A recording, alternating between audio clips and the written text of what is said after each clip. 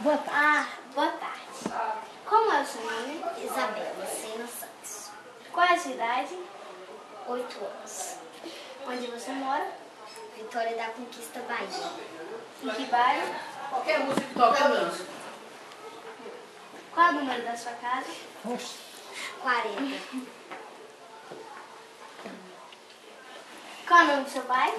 Fábio Sena, E da sua mãe? Nancy Viana. Tem irmão? Tenho Quantos? 2, Qual é o nome Você esqueceu de deles? qual? Felipe e Gustavo.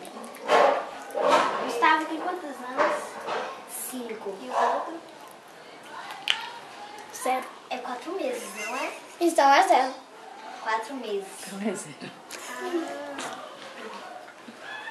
Ela gosta de fazer. O que eu faço? Pergunta mais, hein? O que ela gosta de fazer?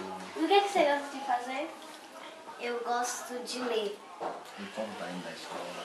Como você vai na escola? De Tá cá. bom, né? Pergunta a ela Onde se você ela... estuda? Paulo Sexto. Eita. Faça perguntas mais chocantes. Quando você acha que fosse uma pessoa normal? Você se acha uma pessoa normal? Me acho. Por quê? Por que você se acha uma pessoa normal? Sim. Porque isso não é resposta. Boa. É o espelho que tá baixando agora. É você vai pegar 2 lampos uma vez só. Inverte agora. Inverte Não, pera, agora. que não é pergunta. Gabriel, Não, Isabela, você agora. Vocês estão. Quer não, tá? Você tá na minha frente, Gabriel. Tô vendo. Peraí, me apontei aqui a estrutura aqui global.